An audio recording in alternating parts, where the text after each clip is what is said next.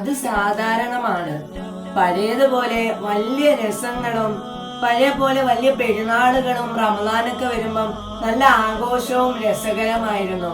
പക്ഷെ ആ ഒരു സന്തോഷവും രസമൊന്നും ഈ പ്രാവശ്യത്തെ റമദാനിലും പെരുന്നാളുകളിലും കിട്ടുന്നില്ല എന്ന് പലർക്കുമുള്ള ഒരു വിഷമം തന്നെയാണ്. അല്ലേലും അത് അങ്ങനെ തന്നെയാണ്.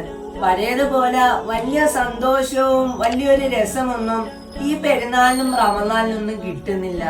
എല്ലാരും പറയുന്ന വാക്കുകളാണ് ഇതൊക്കെ.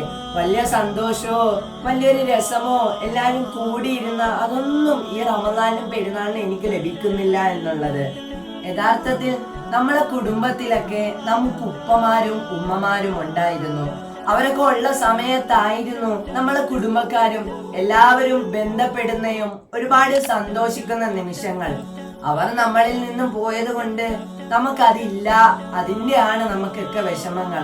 എന്നാ പ്രവാചകൻ സല്ലല്ലാഹു അലൈഹി വസല്ലമ തങ്ങൾ അതിനെ കുറിച്ചൊരു ദുആ നമുക്ക് പഠിപ്പിച്ചു തരുന്നുണ്ട്. ഒരുപാട് വിഷമങ്ങളും ഒരുപാട് ദുഃഖത്തിലൊക്കെ ഇങ്ങനെ ഇരിക്കുമ്പം വലിയ സന്തോഷങ്ങളൊന്നും ഇല്ലാത്ത സമയത്ത് ഈ ദുആ ചൊല്ലുക. അല്ലാഹുമ്മ ഇന്നി അഊദു ബിക മിനൽ ഹമ്മി വൽ ഹസൻ.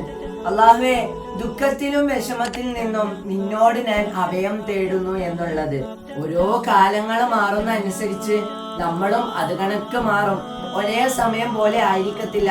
സമയം മുന്നോട്ട് കടക്കുകയാണ്. നമ്മുടെ പ്രായങ്ങളും നമ്മുടെ ഓരോ ആയുസ്സുകളും അവിടെ തീർന്നു വരികയാണ്. അതുകൊണ്ട് നമ്മൾ ആ സമയത്തൊക്കെ ആ ഒരു വല്ലാത്ത പ്രയാസം വരുന്ന ഒരു വലിയ സന്തോഷമൊന്നും ഇല്ലാത്ത നേരത്ത് കുറച്ച് ദുആ ചെയ്യുക, 2 റക്അത്ത് സുന്നത്ത് നിസ്കരിക്കുക, അള്ളാഹുവിനോടെല്ലാം പറയുക. ഇതാണ് ഏറ്റവും വലിയ നമ്മുടെ ജീവിതത്തിൽ പ്രയാസമുള്ള സമയത്ത് അള്ളാഹെ വിളിക്കാനുള്ളത്. നമുക്ക് വലിയ പാടായിരിക്കും.